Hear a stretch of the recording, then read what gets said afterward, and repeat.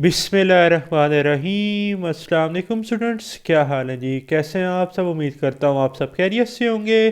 Students, मैं हूँ मोहम्मद इब्राहीम, आपके चैनल डायमेंशनल फिज़िक्स से। और प्यारे स्टूडेंट्स, आज हम डिस्कस करने वाले हैं क्लास 11th फिज़िक्स पैक्टा की बेटा, जो आपकी न्यू बुक आई है जी। चैप्टर नंबर 10 स्टूडेंट्स हम डिस्कस कर रहे थे इलेक्ट्रोमैग्नेटिज्म, और चैप्टर 10 का आज हम लास्ट टॉपिक डिस्कस करने जा रहे हैं, एक्सरसाइज न्यूमेरिकल प्रॉब्लम्स। बेटा मार्क कर लें, आपके एग्ज़ाम पॉइंट ऑफ व्यू से काफ़ी इंपॉर्टेंट लेक्चर है आज का।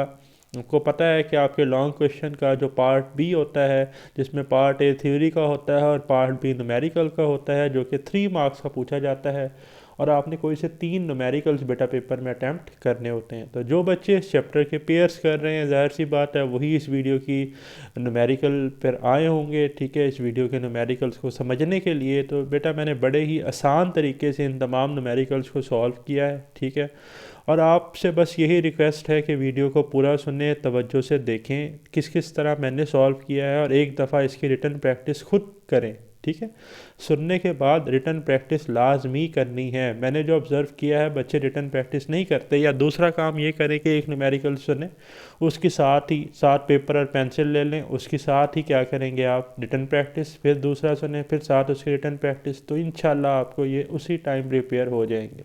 सही, एक दफ़ा प्रैक्टिस लाजमी करें, very very important for exam point of view. Lecture का स्टार्ट करते हैं। जो इंपॉर्टेंट न्यूमेरिकल होंगे वो भी मैं साथ साथ बताता रहूँगा। फर्स्ट बेटा न्यूमेरिकल प्रॉब्लम है 10.1। A positively charge particle is projected perpendicularly into a magnetic field at a speed of 1500 metre पर सेकेंड। अच्छा जी, एक पॉजिटिव चार्ज पार्टिकल है, लेट से वो चार्ज पार्टिकल जो है ना, वो आपके पास प्रोटॉन है फॉर एग्जांपल। ठीक है, हम उसको सपोज कर लेते हैं कि वो चार्ज पार्टिकल क्या है, प्रोटॉन है।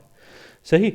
अच्छा, अब वो जो चार्ज पार्टिकल है आपके पास, प्रोटॉन, ठीक, उसकी जो आपको वैल्यू बताई गई है मैग्नेटिक फील्ड में, वो उसकी स्पीड की बताई गई है v1। हम नोट कर लेते हैं v1 1500 मीटर पर सेकेंड। और ये कहा गया है कि प्रोटॉन, वो जो चार्ज पार्टिकल है, उसको परपेंडिकुलरली क्या किया गया है, प्रोजेक्ट किया गया है मैग्नेटिक फील्ड के। परपेंडिकुलर है तो θ1 कितना होगा, 90 डिग्री। अब आप सोच रहे होंगे कि मैं थीटा के साथ 1 और v के साथ 1 क्यों लिख रहा हूँ, क्योंकि बेटा आगे ही एक और स्पीड गिवन है। ठीक है, इसलिए मैंने स्पीड को v1 और एंगल 1 कहा है। सही। It experience a force of magnitude f। अच्छा, तब ये जो इसको फोर्स एक्सपीरियंस हुई, लेट से वो f1 है और उसका मैग्नीट्यूड बताया गया है f। At what angle theta with the field, कहता है अब वो फील्ड के साथ कितना एंगल बनाए। θ2 आप फाइंड करें, θ2 आपने फाइंड करना है। The particle should be projected at the speed of 2000 metre पर सेकेंड। अब उसकी स्पीड जो है ना, वो 1500 नहीं है, अब वो कितनी है बेटा, 2000। तो इसलिए मैंने इसको v1 लिखा था, और ये स्पीड v2 है 2000 मीटर पर second. So that it experience the same magnitude of force. इस तरह से उसको आपने प्रोजेक्ट करना है कि जो उस पर लगने वाली मैग्नेटिक फोर्स है उसका मैग्नीट्यूड सेम रहे। तो F2 भी F के बराबर ही है, तो आपने θ2 सिंपली बताना है। न्यूमेरिकल लिखने का तरीकाकार यही है, given data to find solution. ऐसे ही आप पेपर में भी अटैम्प्ट करेंगे। ठीक है, अब देखें बेटा, सोल्यूशन है hair F1 is equal to F2। अब दोनों जो फोर्सेज हैं उनका मैग्नीट्यूड तो बराबर है। जब हमने उसको 1500 मीटर पर सेकंड की रफ्तार से भेजा या 2000 मीटर पर सेकंड की रफ्तार से भेजा, तो F1 is equal to F2। We know that the magnetic force acting on a charge particle is QVB sin theta. तो बेटा हम लिख लेंगे F1 की जगह Q1 V1 B1 sin θ1 is equal to Q2 V2 B2 sin θ2। अब देखें, जो आपके पास चार्ज पार्टिकल था वो तो सेम ही रहा, प्रोटॉन था तो प्रोटॉन ही रहा, तो Q1 Q2 बराबर होंगे, जो कि Q के बराबर है। ठीक है, तो Q1 की जगह भी Q पुट कर दें और Q2 की जगह भी Q पुट कर दें। सिमिलरली जो मैग्नेटिक फील्ड है वो भी सेम रहेगी, जो भी मैग्नेट था वो तो वही रहा, मैग्नेटिक फील्ड तो हमने चेंज नहीं की ना। तो B1 और B2 बराबर हैं, तो B1 की जगह भी आप पुट कर दें B, B2 की जगह भी आप B पुट कर दें। अब V1 जो है वो आपके पास था 1500, और साइन θ1 था 90, तो sign 90 is equal to Q2 की जगह Q आ गया, V2 जो था वो था 2000, B2 की जगह B आ गया, और साइन θ2 ये हमने कैलकुलेट करना है। तो साइन θ2 जो है ना, वहाँ पर आप θ2 ही रहने दें। Q से Q कैंसिल, B से B कैंसिल, साइन 90 डिग्री पे बेटा 1 होता है, तो इधर आ जाएगा 1500 multiply by 1 is equal to 2000 into sine θ2। अब अगर मैं 2000 को इधर डिवाइड कर दूँ तो 1500 divided by 2000 is equal to sine theta 2। 1500 divided by 2000 बेटा होता है 0.75, तो साइन थीटा 2 आ जाएगा 0.75।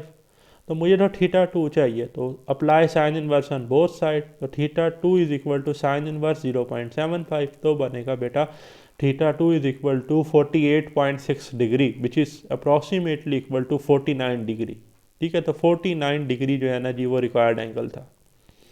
फिर बेटा नेक्स्ट न्यूमेरिकल है, एग्जाम्पल जो है इस तरह की आपकी बुक में आएंगी और एग्जाम्पल मैं सॉल्व भी करवा चुका हूँ, वो भी आप अच्छे से कीजिएगा, क्योंकि जो एग्जाम्पल है ना ये भी अक्सर न्यूमेरिकल का जो आपका पोर्शन होता है लॉन्ग क्वेश्चन का पार्ट भी उसमें पूछी जाती हैं। ठीक, तो ये जब आपके पास न्यूमेरिकल है 10.2 मार्क कर लें, इंपॉर्टेंट है एग्जाम पॉइंट ऑफ व्यू से, और इसी तरह की एक एग्जाम्पल भी हमने आपकी बुक में ना सॉल्व की है।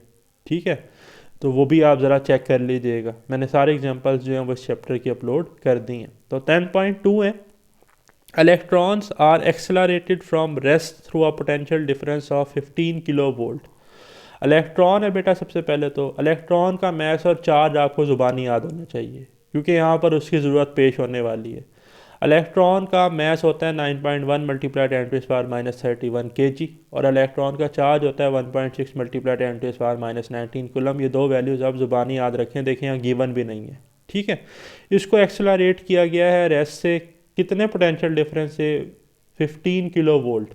ये आप नोट कर लेंगे, V is equal to 15 kilo volt या 15,000 वोल्ट भी आप इसे लिख सकते हैं। 15 और किलो 10⁻³ होता है, और इसको आप ऐसे भी लिख सकते हैं, अगर हम इसे साइंटिफिक नोटेशन में लिखें, इस डेसिमल को यहाँ से 1 के बाद शिफ्ट किया जाए, एक तरफ लेफ़्ट जाएंगे तो एक पावर ऐड होगी, तो ये बनेगा 1.5 मल्टीप्लाई 10⁻⁴ वोल्ट। ठीक है, ऐसे लिख लें, ऐसे लिख लें, जैसे मर्जी लिख लें। The electron then pass through a 0.35 tesla magnetic field. B की वैल्यू गिवन है बेटा 0.35 टेस्ला। ठीक है, क्यू की वैल्यू और एम की वैल्यू मैंने कहा आप ज़ुबानी याद रखेंगे, ना भी गिवन हो। That deflects them to the desired position on the screen. Magnetic field उन्हें डिफ्लेक्ट कर रही है और उस पोजीशन पर लेकर जा रही है जहाँ पर इस वक्त उसकी ज़रूरत है।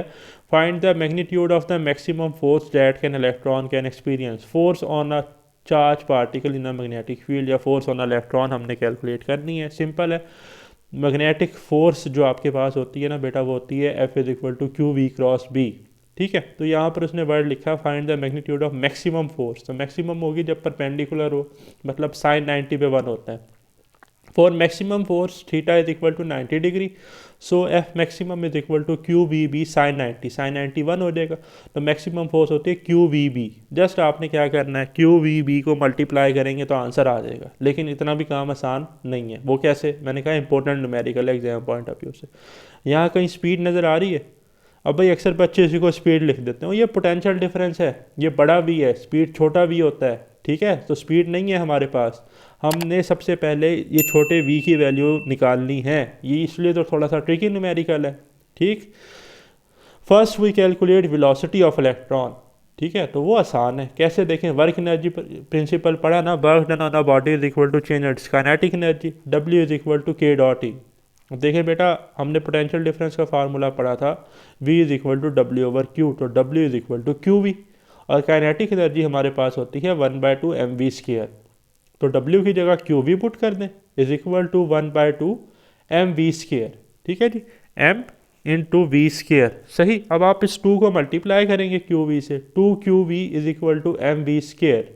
ओके, अब ये जो m है ना, इसको आप इधर डिवाइड कर देंगे तो वी स्क्वायर आ जाएगा, V square is equal to 2QV over m। Okay, अब आप apply square roots on both side, v is equal to √2QV over m। ठीक, यहाँ से आपको वेलोसिटी की वैल्यू मिलेगी। देखें, √2 की जगह 2, चार्ज था 1.6 मल्टीप्लाई 10⁻⁻19 मल्टीप्लाई बाय वी आपको गिवन था 1.5 multiply 10⁻⁴ divided by mass of electron, मैंने कहा ज़ुबानी याद रखें 9.1 मल्टीप्लाई 10⁻⁻31। बेटा इस सारे को सिंप्लीफाई करेंगे तो आंसर आएगा 7.26 मल्टीप्लाई 10⁻⁷। एक और चीज़ जो अक्सर बच्चे गलती करते हैं, जब भी आप कैलकुलेटर इस्तेमाल कर रहे हैं साइंटिफिक, तो इन वैल्यूज़ में ब्रैकेट्स का लाजमी इस्तेमाल करें। ये सारा न्यूमिनेटर ब्रैकेट में लिखें, डिवाइड का साइन, फिर ये सारा, या फ्रैक्शन फॉर्म में अगर आपको आता है करना तो आप वैसे करें, लेकिन ब्रैकेट्स लाजमी इस्तेमाल करें। ठीक, तो ये इतनी स्पीड आ गई। अब हमें तो फोर्स चाहिए, तो अब हम यूज़ करेंगे क्यू वी बी। अब हम क्या करेंगे जी, इसको पुट कर देंगे इक्वेशन 1 में। Using equation 1 we get maximum force is equal to, Q की वैल्यू है जी 1.6 मल्टीप्लाई 10⁻⁻⁹ मल्टीप्लाई बाय वी हमने कैलकुलेट किया 7.26 मल्टीप्लाई 10⁻⁷ मल्टीप्लाई बाय बी हमारे पास है जी 0.35, so we get 4.07 multiply 10⁻⁻12 newton. ठीक है, तो 4.07 है, 7 ग्रेटर देन 5 है, तो ये 1 हो जाएगा, तो इसे हम लिख सकते हैं 4.1 मल्टीप्लाई 10⁻⁻12 न्यूटन। ठीक है जी, तो ये आप बेटा नोट कर लेंगे इसका आंसर। फिर आपके पास है numerical problem 10.3। A square coil of side 15 centimetre each consist of 60 turns. Number of turns जो है ना बेटा वो आपके पास 60 है, कैपिटल एन से हम लिखते हैं n60। और स्क्वायर कॉइल है जिसकी साइड 15 सेंटीमीटर है ईच। स्क्वायर है ना, तो स्क्वायर में जो लेंथ और विड्थ है वो बराबर होती है, तो इसका मतलब है लेंथ और विड्थ बराबर है, तो ये 15 ही लेंथ है, 15 ही विड्थ है। ठीक है, तो एरिया होगा 15 सेंटीमीटर मल्टीप्लाई बाय 15 सेंटीमीटर, तो 15 मल्टीप्लाई बाय 15 होता है 225 और सेंटीमीटर स्क्वायर। अब एक जो अक्सर बच्चे मैंने देखा है गलती करते हैं, ठीक है, वो बात आप नोट कर लें, वो ये है कि सेंटीमीटर स्क्वायर है ना भाई, मीटर स्क्वायर जो है ना इसका मतलब है कि सेंटी के ऊपर भी स्क्वायर है। सेंटी है बेटा प्रीफिक्स 10⁻⁻², तो -2 का जब आप स्क्वायर लेंगे ना 10⁻⁻4 बनेगा, तो 225 मल्टीप्लाई बाय 10⁻⁻4 मीटर स्क्वायर। सो इसको हम लिख सकते हैं, अगर मैं इसका डेसिमल पॉइंट यहाँ से उठाकर इधर शिफ्ट करूँ, 4 डिजिट में इसको बैकवर्ड लेकर जाऊँ, डिजिट 1, डिजिट 2, डिजिट 3 और पीछे 0 होगा इसके, तो ये पढ़ने का 0.0225 मीटर स्क्वायर। ऐसे लिख लें, ऐसे लिख लें, एक ही बात है। नंबर ऑफ टर्न्स 60 थी। Initially it is located in a uniform magnetic field of magnitude 0.8 tesla. B की वैल्यू आपको गिवन है 0.8 टेस्ला, नोट कर लेंगे। Such that plane of the coil is perpendicular to the field. जो plane है ना वो परपेंडिकुलर है फील्ड के, बड़ा इंपॉर्टेंट पॉइंट। अब प्लेन परपेंडिकुलर है फील्ड के, तो एरिया वेक्टर जो है वो फील्ड के साथ पैरेलल है। तो हम जो मैग्नेटिक फ्लक्स में या इंड्यूस ईएमएफ कैलकुलेट करते हुए एंगल देखते हैं ना, वो हम देखते हैं मैग्नेटिक फील्ड स्ट्रेंथ और एरिया वेक्टर के दरमियान। तो प्लेन परपेंडिकुलर है फील्ड के, मतलब जो एरिया वेक्टर है वो पैरेलल टू द फील्ड है, तो थीटा 0 डिग्री है यहाँ पर। ठीक है, तो आप नोट कर लेंगे theta 1 is equal to 0 degree. अब मैंने क्यों इसको थीटा 1 लिखा उसकी रीज़न भी अभी आपको मिल जाएगी। The coil is then turn through the angle of theta 30 degree in a field, ठीक है, for a time of 2 second. अब वो कहता है कि हम क्या कर रहे हैं, उस कॉइल को टर्न कर रहे हैं, घुमा रहे हैं, रोटेट कर रहे हैं, कितने एंगल से, 30 डिग्री से। तो जो थीटा 2 है ना वो 30 डिग्री है। अच्छा, ये यहाँ पर मिस्टेक हुई है, गलती से लिखा गया 0.30 डिग्री, ये 30 डिग्री है। ठीक है, इसको 30 डिग्री कर लें आप। थीटा 2 कितना है, 30 डिग्री, और जो टाइम में चेंज आ रहा है वो 2 सेकेंड है। Determine the average induce EMF. ठीक है, आपने एवरेज इंड्यूस ईएमएफ कैलकुलेट करनी है। So by using Faraday law of electromagnetic induction we know that E is equal to N delta phi over delta T. ठीक है, अब यहाँ नेगेटिव साइन जो कि लेंजेस लॉ का है वो हम इसलिए यूज़ नहीं कर रहे, एक्चुअली ये मैग्नीट्यूड है इंड्यूस ईएमएफ का। ठीक, एन डेल्टा फाई बेटा हमारे पास होगा φ1 माइनस φ2 ओवर डेल्टा टी। अब φ1 जो है मैग्नेटिक फ्लक्स 1 वो होगा बी ए कॉस थीटा 1, φ2 होगा B A cos theta 2 divided by delta T. अब देखिए बी ए जो है वो कॉमन आ रहा है, तो N into B A cos theta 1 minus cos theta 2 over delta T. ठीक, E induce EMF is equal to, number of turns 60 थी जी, 60 मल्टीप्लाई बाय बी की वैल्यू 0.8 मल्टीप्लाई बाय एरिया जो है वो आपके पास था 0.0225 मल्टीप्लाई बाय कॉस थीटा 1 जो आपके पास है वो है 0 degree, cos 0 degree minus theta 2 30 degree था।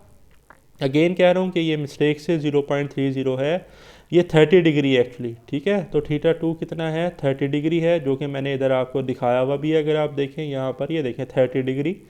जब आप इस सारे को सिंप्लीफाई करेंगे तो बेटा इंड्यूस ईएमएफ की वैल्यू आती है 0.07236 वोल्ट। ठीक है, तो अगर हम इसको राउंड ऑफ करके लिखें तो 0.07 बनता है, तो 0.07 वोल्ट इंड्यूस ईएमएफ प्रोड्यूस होगी। 10.4 इंपॉर्टेंट न्यूमेरिकल है, एग्जाम पॉइंट ऑफ व्यू से मार्क कर लें। A metallic rod is moving through a uniform magnetic field of 0.2 Tesla. अब एक मेटेलिक रॉड है जिसको मूव करवा रहे हैं यूनिफॉर्म मैग्नेटिक फील्ड में, बी की वैल्यू गिवन है 0.2 tesla. The EMF induced across it ends is found to be 0.8 volt. जो ईएमएफ इंड्यूस हो रही है ना, ये मोशनल ईएमएफ का केस है एक्चुअली, वो कितनी हो रही है 0.8 वोल्ट। तो आप E1 की वैल्यू नोट कर लें 0.8 वोल्ट, बल्कि इसको हम एप्सिलॉन 1 कहेंगे, E1 नहीं, ठीक है। करेक्ट इसकी प्रोनाउंसिएशन है epsilon, epsilon 1 0.8 volt. It is required to induce an EMF of 2.4 volt. कहता है अब हमें जो रिक्वायरमेंट है ना वो ये है कि हमने 2.4 वोल्ट प्रोड्यूस करना है। तो epsilon 2 is equal to 2.4 volt across a sand. How much field strength is needed for this. कहता है अब हमें कितनी मैग्नेटिक फील्ड रिक्वायर्ड होगी। तो B1 था 0.2 टेस्ला, B2 हमने कैलकुलेट करना है। तो बाकी सिंपल है, by using motional EMF formula. Motional EMF क्या होती है जी, E is equal to VBL, ठीक है। E is equal to VBL, epsilon is equal to VBL। तो L और V अगर कांस्टेंट हो तो epsilon directly proportional to B, सही। तो हम लिख सकते हैं epsilon 1 over epsilon 2 is equal to B1 over B2, ठीक है। अगर मैं लिख लूँ कि एप्सिलॉन 1 डायरेक्टली प्रोपोर्शनल है B1 के, तो एप्सिलॉन 2 डायरेक्टली प्रोपोर्शनल होगा B2 के। ये कब कंडीशन है, जब लेंथ और V स्पीड क्या हो, कांस्टेंट हो। तो फार्मूला आप डायरेक्ट लिखेंगे epsilon 1 over epsilon 2 is equal to B1 over B2। तो हमें B2 चाहिए, क्रॉस मल्टीप्लाई कर लें, B2 इधर चला जाएगा, एप्सिलॉन 1 डिनोमिनेटर में आ जाएगा और एप्सिलॉन 2 इधर जाके न्यूमिनेटर में चला जाएगा। B2 is equal to B1 epsilon 2 over epsilon 1, values put करें। B2 is equal to B1 की जगह 0.2 मल्टीप्लाई बाय एप्सिलॉन 2 की जगह 2.4 डिवाइडेड बाय एप्सिलॉन 1 की जगह 0.8। सिंप्लीफाई करेंगे तो आंसर आ जाएगा 0.6 टेस्ला। तो मैग्नेटिक फील्ड जब हमें रिक्वायर्ड होगी वो हमारे पास 0.6 टेस्ला होगी। अगर हम चाहते हैं कि हम जो है वो इंड्यूस EMF की वैल्यू बढ़ाएं तो हमें मैग्नेटिक फील्ड भी 0.2 से 0.6 टेस्ला करनी पड़ेगी, बढ़ानी पड़ेगी, ठीक है। फिर नेक्स्ट है बेटा एक numerical 10.5। A copper ring has a radius of 4 centimetre. Copper ring है जिसका रेडियस हमें बता दिया गया है, स्मॉल r से लिखते हैं 4 centimetre. 4 multiply by 10⁻⁻2 metre, centi prefixes है 10⁻⁻2। इसको हम लिख सकते हैं 4 डिवाइडेड बाय 100 या 0.04 मीटर, ठीक है। And resistance of 1 milli ohm. अब देखें रेजिस्टेंस आपके पास है बेटा 1 milli ohm, milli again prefixes है 10⁻⁻3, इसे हम लिखते हैं। तो यहाँ पर आप नोट कर लेंगे कैपिटल R से रेजिस्टेंस है 1 milli ohm, 1 multiply by 10⁻⁻3 ohm, ठीक है। तो ये आपने याद रखना है। अब magnetic field is applied over the ring. Magnetic field जो है वो ओवर द रिंग हमने क्या की है बेटा, अप्लाई की है परपेंडिकुलर टू इट्स प्लेन, ठीक है। फील्ड के साथ वो क्या है, परपेंडिकुलर है, तो एरिया वेक्टर जो है वो पैरेलल होगा, ठीक। If the magnetic field increases from 0.2 tesla to 0.4 tesla. जो मैग्नेटिक फील्ड में चेंज आ रहा है ना डेल्टा B, उसको हम कहते हैं B2 माइनस B1, वो है 0.4 माइनस 0.2, तो आंसर आएगा 0.2 tesla. In a time interval of 5 multiply by 10⁻³ second, delta T is equal to 5 multiply by 10⁻³ second. What is the current in the ring during this interval. भाई सबसे पहले तो हम निकालेंगे इंड्यूस EMF, ठीक है, ताकि उसी से फिर हम ओहम लॉ लगा के इंड्यूस करंट निकाल लेंगे। तो इंड्यूस करंट कैलकुलेट करना है I by using Faraday law of electromagnetic induction. We know that E is equal to या epsilon is equal to n delta phi over delta T। n delta phi इसको हम लिख सकते हैं magnetic field में change आ रहा है delta BA over delta T, ठीक है। अब आप सोच रहे होंगे कि cos थीटा कहाँ गया, तो अभी बताया कि मैग्नेटिक फील्ड और एरिया वेक्टर पैरेलल है, क्योंकि प्लेन परपेंडिकुलर है तो cos 0 पे 1 होता है, ठीक है। n डेल्टा B को हम लिख सकते हैं B2 माइनस B1 और एरिया ऑफ कॉइल हमारे पास होता है पाई r² over delta T। Just value put करें आंसर आ जाएगा। तो सिंपल है बेटा, हमने जस्ट क्या करना है, वैल्यूज़ को जस्ट हमने इधर पुट करना है, ठीक है। तो देखें एप्सिलॉन इज इक्वल टू, अब सिंगल रिंग था आपके पास, देखें कॉपर रिंग, एक सिंगल रिंग है तो नंबर ऑफ टर्न 1 है, जस्ट n की जगह आ जाएगा 1, ठीक है। B2 माइनस B1 का आंसर था 0.2, पाई होता है 3.14, आर का हमारे पास आंसर आया 0.04, उसका स्क्वायर कर लेंगे, डिवाइडेड बाय डेल्टा टी है 5 मल्टीप्लाई बाय 10⁻³ सिंप्लीफाई करेंगे तो आंसर आता है 0.201 वोल्ट। ठीक है, तो इंड्यूस करंट हमने कैलकुलेट करना है, तो ओहम लॉ होती है V is equal to I R, या epsilon is equal to I R, तो I is equal to epsilon over R, I is equal to E over R, इसे हम पढ़ते हैं लेकिन ये एप्सलॉन है इसलिए मैं एप्सलॉन कर रहा हूँ, एप्सलॉन ओवर आर ऐसे ही लिखेंगे, आप E ना लिख दीजिएगा इसकी जगह। ठीक है, वैसे लिखते हैं EMF की जगह हम E भी, लेकिन इंड्यूस EMF के लिए आप एप्सलॉन ही लिखें तो ज़्यादा बेहतर है, जो कि हमारी बुक में यूज़ हुआ है। तो I is equal to epsilon की वैल्यू 0.201, ठीक है जी, डिवाइडेड बाय कैपिटल आर की वैल्यू गिवन थी हमें रेजिस्टेंस की, ये रहा जी 1 मल्टीप्लाई 10⁻³ ओहम, नोट कर लेंगे। सिंप्लीफाई करेंगे तो आंसर आएगा 0.201 मल्टीप्लाई 10⁻³ या 201 अम्पेयर। ठीक है, तो 201 अम्पेयर जो है वो प्रोड्यूस होंगे। फिर बेटा इंपॉर्टेंट न्यूमेरिकल है आपके एग्जाम पॉइंट ऑफ व्यू से, 10.6 a coil of 10 turns, number of turns capital N given है 10 and 35 centimetre square area given है 35 सेंटीमीटर स्क्वायर, अगेन मीटर पर स्क्वायर है तो सेंटी पे भी स्क्वायर होगा, 10⁻² की पावर -2 बनेगी -4, तो 35 multiply by 10⁻⁴ metre square is in a perpendicular magnetic field of 0.5 tesla. Perpendicular magnetic field है मतलब कि जो आपके पास एरिया वेक्टर है और मैग्नेटिक फील्ड है उसके दरमियान एंगल 0 डिग्री है।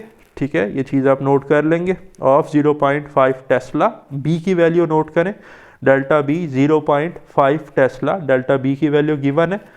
The coil is pulled out of the field in 1.0 second. ठीक है जी, हम उसको पुल आउट कर रहे हैं फील्ड से, तो डेल्टा टी जो है वो है 1 second.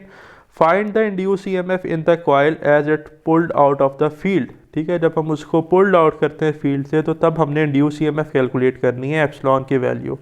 Again by Faraday law of electromagnetic induction, E is equal to N delta phi over delta T. N delta phi को हम लिख सकते हैं delta B A cos theta, तो कॉस 0 डिग्री आएगा क्योंकि जो मैग्नेटिक फील्ड और एरिया वेक्टर है वो पैरेलल है, तो कॉस 0 डिग्री पर 1 होता है, तो आप कॉस 0 को 1 कर लें, आप सिंपली लिख लें N डेल्टा बी ए ओवर डेल्टा टी। ठीक है, ये आप एक साथ सॉल्व कर लें, कोई इशू नहीं है। तो epsilon is equal to N की वैल्यू थी बेटा 10, B की वैल्यू हमारे पास थी 0.5 और एरिया की वैल्यू थी 35 मल्टीप्लाई 10⁻⁴ और cos 0 degree divided by delta T 1, तो इसको सिंप्लीफाई करेंगे तो आंसर आता है 0.0175 वोल्ट। ठीक है, अगर मैं इस डेसिमल को उठाकर शिफ्ट करता हूँ इधर 1 के बाद, तो मैं इसको 2 डिजिट राइट साइड पर लेकर जा रहा हूँ तो ये बनेगा 1.75, और राइट पर 2 डिजिट गया हूँ तो 10⁻⁻², तो 1.75 मल्टीप्लाई 10⁻⁻² वोल्ट। ठीक है, फिर नेक्स्ट बेटा न्यूमेरिकल प्रॉब्लम है 10.7। A proton is accelerated by a potential difference of 6 multiplied by 10⁵ volt. It then enters perpendicularly in a uniform magnetic field of 1 Weber per meter square. Find the radius of the curvature of the path of the proton. अच्छा देखें, अब simple है, एक proton का जिक्र हुआ ना, तो प्रोटॉन का मैस और चार्ज मैंने कहा गिवन ना भी हो तो आपको ज़ुबानी आना चाहिए, बट यहाँ गिवन है लेकिन आपको ज़ुबानी याद होना चाहिए। मैस ऑफ प्रोटॉन होता है 1.67 मल्टीप्लाई 10⁻⁻27 kg और चार्ज होता है 1.6 मल्टीप्लाई 10⁻⁻19 कूलम। ठीक है, अब जो पोटेंशियल डिफरेंस है वो गिवन है, V नोट कर लें 6 मल्टीप्लाई 10⁵ वोल्ट, परपेंडिकुलर एंटर हुआ है फील्ड के। ठीक है, तो आपके पास थीटा जो है यहाँ पर वो 90 डिग्री है। ठीक, यूनिफॉर्म मैग्नेटिक फील्ड है, तो आप देखें B जो है वो 1 वेबर पर मीटर स्क्वायर टेस्ला की बराबर है, B is equal to 1 weber पर मीटर स्क्वायर या 1 tesla. Find the radius of curvature of path, small R हमने कैलकुलेट करना है। ठीक है, बट अब स्मॉल आर तब कैलकुलेट होगा हमारे पास अगर स्पीड हो, वही बात यहाँ पर स्पीड नहीं है, तो हम स्पीड पहले कैलकुलेट करेंगे। तो उसके लिए हम इस्तेमाल करेंगे बेटा वर्क एनर्जी प्रिंसिपल।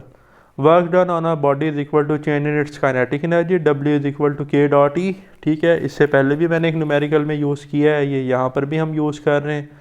तो आपको पता है कि पोटेंशियल डिफरेंस होता है work done per unit charge, V is equal to W over Q, W is equal to QV, और काइनेटिक एनर्जी होती है 12 mv²।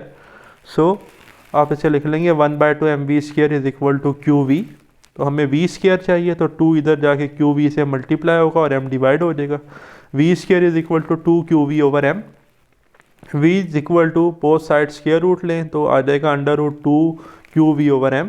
वैल्यूज पुट करें, √2 क्यू आपके पास है 1.6 multiply 10⁻⁻19 multiply by potential difference था 6 multiply by 10⁻5 divided by mass है आपके पास प्रोटॉन का 1.67 मल्टीप्लाई 10⁻27। सिंप्लीफाई करेंगे तो बेटा स्पीड आ जाएगी 1.072 मल्टीप्लाई 10⁻7 मीटर पर second. As the magnetic force provide centripetal force. अब देखें पार्टिकल कर्व पाथ में कब मूव करेगा, जब magnetic force centripetal force provide करे।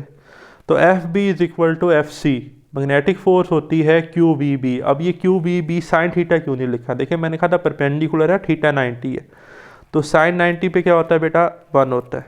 Q V B is equal to mv² over R, V से वी कैंसिल तो आर इधर जाके मल्टीप्लाई हो जाएगा, cross multiply. Q B R is equal to M V, so R is equal to M V over Q B. R is equal to, अब mass कितना है बेटा आपके पास, मैस है 1.67 मल्टीप्लाई बाय 10⁻⁻27, ठीक है, मैस ऑफ प्रोटॉन जिसे हम कहते हैं, मल्टीप्लाई बाय वी आपके पास कितना है जी, वी हमने अभी सॉल्व किया है 1.072 मल्टीप्लाई 10⁻7। चार्ज हमें पता है 1.6 मल्टीप्लाई 10⁻⁻19 और बी आपको गिवन था 1 टेस्ला, ठीक है। तो सिंप्लीफाई करेंगे तो बेटा आंसर आता है 0.112 मीटर, ठीक है।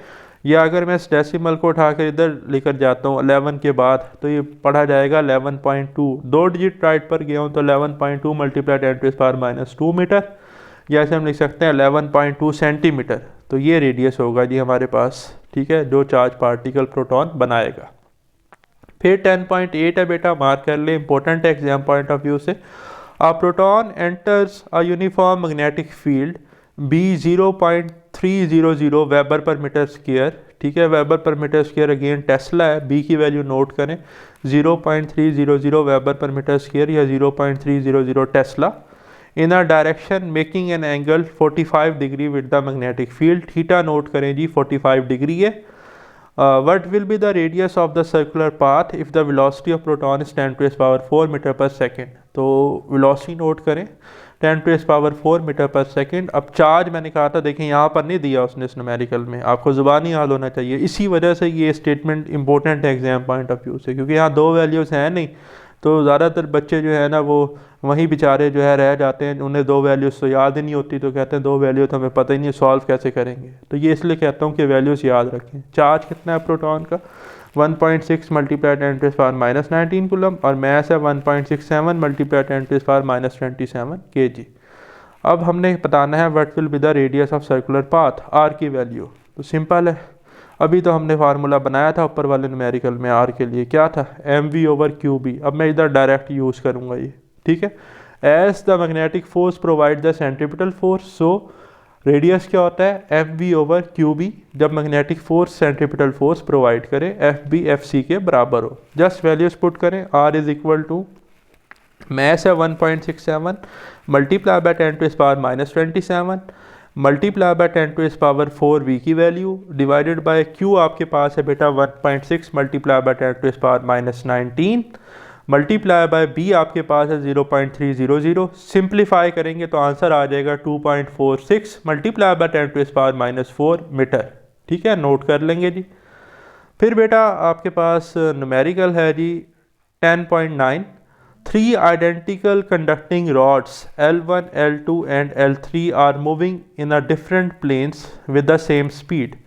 कहता है 3 rods आपको नज़र आ रहे हैं, ये रॉड 1 है, ठीक है, जहाँ पर इस वक्त मेरा कर्सर है, ये रॉड L2, ये रॉड L3, इन तीनों को सेम स्पीड से मूव करवाया जा रहा है 2.5 मीटर पर सेकेंड। तो सबसे पहले V1 is equal to V2 is equal to V3 note कर लें 2.5 मीटर पर second as shown in the figure.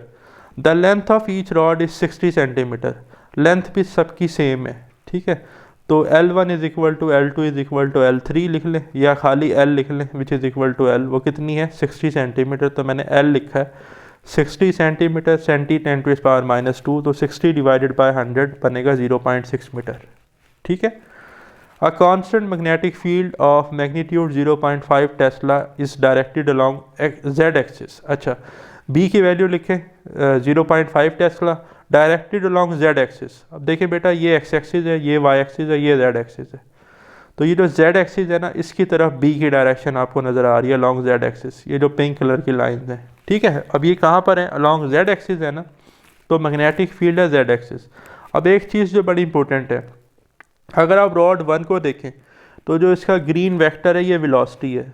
Velocity और मैग्नेटिक फील्ड कितना एंगल बना रही हैं? 90 डिग्री रॉड 1 के लिए। रॉड 2 को हम अलॉन्ग z एक्सिस ही मूव करवा रहे हैं फील्ड की डायरेक्शन में, एंगल कितना है? 0 डिग्री। रॉड 3 को भी हम फील्ड की डायरेक्शन में मूव करवा रहे हैं, वेलोसिटी और मैग्नेटिक फील्ड पैरेलल है, ठीक है। तो भाई देखिए, मेरी बात सुने, जब हम बात करते हैं ना मोशनल ईएमएफ की, इंड्यूस ईएमएफ की, तो वो होती है E is equal to VBL sine theta, और साइन 0 पे 0 होता है। तो जो रॉड L2 है और L3 है, इसके लिए तो इंड्यूस ईएमएफ की वैल्यू ही 0 होगी, क्योंकि पैरेलल है। साइन 0 पे क्या होता है? 0। तो जस्ट जो वैल्यू आएगी ना इंड्यूस ईएमएफ की, वो रॉड L1 के लिए आएगी, ठीक। Find the magnitude of EMF induce in each rod and indicate which end of the rod is positive. कहता है ये भी बताएं कि रॉड का कौन सा एंड पॉजिटिव है, ठीक है। तो सिंपल है, देखें गिवन डाटा हमारे पास मैंने आपको ऑलरेडी बता दिया। E1, E2, E3 हमने कैलकुलेट करनी है। तो सबसे पहले सोल्यूशन में फॉर रॉड L1, तो इंड्यूस ईएमएफ होता है जी आपके पास E1 is equal to VBL sine theta. क्या होता है जी? VBL sine theta. तो E1 is equal to V की वैल्यू 2.5 मल्टीप्लाई बाय B की वैल्यू 0.5, L है 0.6 मल्टीप्लाई बाय, अब कितना एंगल बन रहा है V के दरमियान और B के दरमियान रॉड 1 के लिए? 90 डिग्री। देखें परपेंडिकुलर है ये V1 और B, ठीक है। तो यहाँ पर साइन 91, तो E1 आ गया 0.75 वोल्ट, ठीक है। जबकि जो रॉड L2 है वो भी मैग्नेटिक फील्ड के साथ पैरेलल है, और रॉड L3 की अगर हम वेलोसिटी की डायरेक्शन देखें वो B के साथ पैरेलल है। तो for rod L2 and L3 the induce EMF will become 0। कैसे? E2 is equal to VBL sine theta. अब VBL की वैल्यू तो सेम है ना, 2.5 multiply by 0.5 multiply 0.6 multiply by sine 0। Sine 0 0 होता है तो वो इस सारे फैक्टर को क्या कर देगा? 0। इसी तरह यहाँ भी साइन 0 है तो वो इस सारे फैक्टर को मेरे बेटे क्या कर देगा? 0।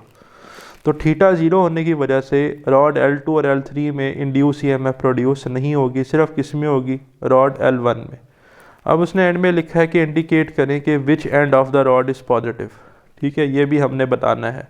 तो फील्ड है अपवर्ड, और L1 के लिए जो रॉड है ना वो मूव कर रहा है किधर? राइट साइड पे, सही। तो मैग्नेटिक फोर्स की डायरेक्शन कैसे पता चलती है? मैग्नेटिक फोर्स की डायरेक्शन पता चलती है जब हम अपने फिंगर्स को कर्ल करें V से B की तरफ, ऐसे ही है। तो हमने अपने हाथ की फिंगर्स को, राइट हैंड की फिंगर्स को कर्ल करना है बेटा V से B की तरफ। तो हम राइट हैंड की फिंगर्स को कर्ल करेंगे ना V से B की तरफ, तो हमारा थंब पॉइंट आउट होगा B की तरफ। तो सारे पॉजिटिव चार्जेस, अगर हम कन्वेंशनल करंट की बात करें तो वो B की तरफ इकट्ठे होंगे, तो B पॉजिटिव होगा और जो A है वो नेगेटिव होगा, ठीक है। ये बात भी आप एंड में लिख देंगे, सही। फिर बेटा आपके पास न्यूमेरिकल है 10.10। An EMF of 0.5 volt is induced across the ends of the metal rod moving through a magnetic field of 0.4 tesla. EMF की वैल्यू नोट करें, epsilon is equal to 0.5 volt. जब हम इसको कितनी मैग्नेटिक फील्ड में move करवा रहे हैं? 0.4 टेस्ला। B की वैल्यू है 0.4 tesla. If an EMF of 1.5 volt, epsilon 2 की वैल्यू है 1.5 वोल्ट, इसलिए इनके साथ हमने 1 1 लगा लिया है, क्योंकि दो अब EMF आ रही हैं तो इनको 1 1 कर दें शुरू वालों को। तो एप्सिलॉन 2 1.5 वोल्ट, ठीक है, has to be induced. What field strength would be needed for that? B की वैल्यू आपसे पूछी जा रही है, तो ऑब्वियसली B की वैल्यू ज़्यादा होगी 0.4 से। B2 हमने कैलकुलेट करना है। Assume all the other factors remain the same. तो कहता है जो स्पीड है V1 V2 वो बराबर है, जो लेंथ है L1 L2 वो बराबर है। तो सेम मोशनल EMF का केस है। By motional EMF is equal to VBL। Maximum जो हमारे पास EMF होती है VBL होती है, साइन 90 पे 1 होता है। तो E1 होगा V1 B1 L1, E2 होगा V2 B2 L2। अब V1 V2 बराबर है तो इसको हम V लेट कर लेते हैं। तो V1 की जगह भी V पुट कर दें, और V2 की जगह भी V पुट कर दें। इसी तरह L1 L2 बराबर हैं तो L1 की जगह L और L2 की जगह भी L, तो इसलिए मैंने उनके साथ 1 2 नहीं लिखा। Divide equation 1 with 2, epsilon 1 over epsilon 2 is equal to V B1L divided by V B2L, V से V कैंसिल, L से L कैंसिल। अच्छा, एक तरीका ये है इस फार्मूला को बनाने का। दूसरा क्या है कि epsilon directly proportional to B if V and L are constant, तो वैसे भी आप कर सकते हैं। E1 epsilon 1 over epsilon 2 is equal to B1 over B2, तो हमें चाहिए B2 बेटा, तो क्रॉस मल्टीप्लाई करें। Epsilon 1 into B2 is equal to B1 epsilon 2, तो हमें B2 की वैल्यू चाहिए तो एप्सिलॉन 1 को डिवाइड कर दें। B2 is equal to epsilon 2 B1 over epsilon 1, values put करें। B2 is equal to epsilon 2 की वैल्यू हमारे पास होती है 1.5 मल्टीप्लाई बाय B1 की वैल्यू बेटा हमारे पास होती है 0.4 डिवाइडेड बाय एप्सिलॉन 1 की वैल्यू हमें गिवन थी 0.5, पुट कर दें। आंसर आ जाएगा 1.2 टेस्ला। ठीक है जी, तो मार्क कर लें, ये आपका आंसर है जी। पहले मैग्नेटिक फील्ड देखें कितनी थी, 0.4 टेस्ला, और अब कितनी हो गई 1.2 टेस्ला। ठीक है, तो इतनी हमें फील्ड इंक्रीज़ करनी पड़ेगी V2 को अटेन करने के लिए। फिर बेटा क्वेश्चन है, इंपॉर्टेंट न्यूमेरिकल है 10.11। A charged particle moves through a velocity selector at a constant velocity of 4.96 multiplied 10 to the power 4 metre पर सेकेंड। V की वैल्यू नोट कर लें जी। In a direction perpendicular to both E and V। ठीक है, जो speed है ना वेलोसिटी वेक्टर, वो परपेंडिकुलर है इलेक्ट्रिक फील्ड और मैग्नेटिक फील्ड वेक्टर के साथ। If the magnetic field strength is 0.114 tesla, B की वैल्यू गिवन है जी 0.114 tesla. What should be the magnitude of electric field intensity so that the particle moves undeflected. अच्छा, particle undeflected तब move करता है जब E ओवर B की ratio V के बराबर हो। ठीक है, तो हमने E चाहिए, तो सिंपल है, by velocity selector method B is equal to E over B, तो हमें तो चाहिए E, तो B को इधर मल्टीप्लाई कर दें, E is equal to VB, आ गया answer. E is equal to V की वैल्यू पुट करें 4.96 multiply 10 to the power 4 multiply B है जी 0.114, आंसर आ जाएगा 5.6544 मल्टीप्लाई 10 टू द पावर 3 या 5.65 multiply 10 to the power 3 newton पर कूलम या 5.65 किलो न्यूटन पर कूलम, जैसे आप बदल करें लिख लें। लास्ट न्यूमेरिकल आ गया है जी आज के लेक्चर का, और इसको हम डिस्कस कर लेते हैं। अक्सर बच्चे डायग्राम वाले न्यूमेरिकल नहीं करते, तो मैं आपको ये कहूँगा कि लाजमी किया करें, समझा करें। अगर यही पेपर में आ जाएं तो आपने सारे किए हों और ये ना किए हों तो कितना अफसोस होगा आपको। ठीक है, तो गिल्ट से बचने के लिए आप एटलीस्ट इसे एक दफ़ा प्रैक्टिस करें। 10.12 a current carrying conductor PQ of length 2 metre is place perpendicularly to a magnetic flux density 0.5 tesla as shown in the figure. ले जी, ये आपको मैग्नेटिक फील्ड नज़र आ रही है जो अलॉन्ग एक्स एक्सिस है, और इसमें हमने एक vertical current carrying conductor place किया है PQ। ठीक है, जिसकी लेंथ आपको बता दी गई है 2 मीटर है, लेंथ नोट कर लें 2 मीटर, और ये जो मैग्नेटिक फील्ड है ये 0.5 टेस्ला है। ठीक, the resulting force on the conductor is 1 newton acting into the plane of paper. कहता है जो फोर्स है ना वो अवे फ्रॉम द ऑब्जर्वर, अगर आप स्क्रीन को देख रहे हैं तो स्क्रीन की तरफ फोर्स लग रही है, ये मैंने पर्पल कलर से दिखाई है, इन टू द प्लेन जिसे हम कहते हैं। ठीक है, into the plane magnetic field को हम क्रॉस से लिखते थे, तो यहाँ into the plane force है, सही, और वो 1 न्यूटन है, तो फोर्स 1 न्यूटन है। What is the magnitude in the direction of current, हमने करंट और उसकी डायरेक्शन बतानी है कि P से Q है या Q से P है करंट। अच्छा, मैंने इधर पहले ही बताई हुई है Q से P है करंट की डायरेक्शन, और करंट की वैल्यू भी बतानी है। तो सिंपल है, force on a current carrying conductor is F is equal to ILB sine theta, और उसने शुरू में ही कहा कि करंट कैरिंग कंडक्टर परपेंडिकुलर पड़ा हुआ है मैग्नेटिक फील्ड के, तो साइन 90 आ जाएगा। F is equal to ILB sine theta, ILB sine 90, sine 90 1 होता है बेटा, तो F is equal to ILB, तो हमें I चाहिए। F इज इक्वल, आप देखें F is equal to ILB है ना, तो हमें I चाहिए, तो LB से डिवाइड कर दें। So I is equal to F over LB, values put करें। I is equal to force है 1 न्यूटन डिवाइडेड बाय लेंथ थी 2 मीटर, मैग्नेटिक फील्ड थी 0.5 टेस्ला। सिंप्लीफाई करेंगे तो बेटा आंसर आ जाएगा 1 एम्पेयर। अब ये जो करंट कैरिंग कंडक्टर है इसमें करंट है बेटा 1 एम्पेयर। अब सवाल ये पैदा होता है ये Q से P क्यों है, देखिए यहाँ पर मैंने बड़ी डिटेल में एक्सप्लेन किया है कि फॉर डायरेक्शन ऑफ करंट वो use Fleming left hand rule. Fleming left hand rule क्या था, ज़रा थोड़ा रिवाइज करवा दूँ। फर्स्ट फिंगर जो है वो फील्ड की डायरेक्शन बताती है, सेकंड फिंगर जो है वो डायरेक्शन ऑफ करंट, और जो थंब है वो डायरेक्शन ऑफ फोर्स प्रोवाइड करता है। ठीक है, तो आप देखें, आप अपने लेफ्ट हैंड रूल की तीनों फिंगर्स को म्यूचुअली परपेंडिकुलर ओपन करें। ठीक है, फर्स्ट फिंगर जो है उसको आप अपना कैसे सेट करेंगे, फर्स्ट फिंगर जो है वो आपको प्रोवाइड करती है डायरेक्शन ऑफ मैग्नेटिक फील्ड। ठीक है, तो फर्स्ट फिंगर आपको फील्ड बताती है, तो फर्स्ट फिंगर को आप फील्ड की डायरेक्शन में एडजस्ट कर दें। ठीक है, जो सेकंड आपके पास फिंगर है उसको आप एडजस्ट करें डायरेक्शन ऑफ करंट। ठीक है, फर्स्ट फिंगर को डायरेक्शन ऑफ फील्ड में, सेकंड फिंगर को डायरेक्शन ऑफ करंट में, तो आपका थंब पॉइंट आउट होगा इस तरफ। ठीक है, थंब फोर्स बताता है, तो हमें तो करंट बताना है, तो करंट की डायरेक्शन देखें तो वो अपवर्ड है, बॉटम टू टॉप। तो अगर मैं यहाँ करंट की डायरेक्शन लूँ बॉटम टू टॉप तो वो Q से P बनती है, तो इसलिए यहाँ पर मेंशन किया है the current is from Q to P। ठीक है, फिंगर्स कैसे सेट करनी है दोबारा सुन लें। फर्स्ट फिंगर फील्ड की डायरेक्शन में, सेकंड फिंगर करंट की डायरेक्शन में जो कि अपवर्ड होगी, और थंब जो है वो आपका into the plane of paper होगा, अवे फ्रॉम द ऑब्जर्वर। तो ये था प्यारे स्टूडेंट्स हमारा आज का वीडियो लेक्चर। होप सो आपको तमाम पॉइंट्स क्लियर हो गए होंगे। अल्लाह ताला आपको बरकत और कामयाबी अता फरमाए। अपना ख्याल रखिएगा। खुदा हाफिज़।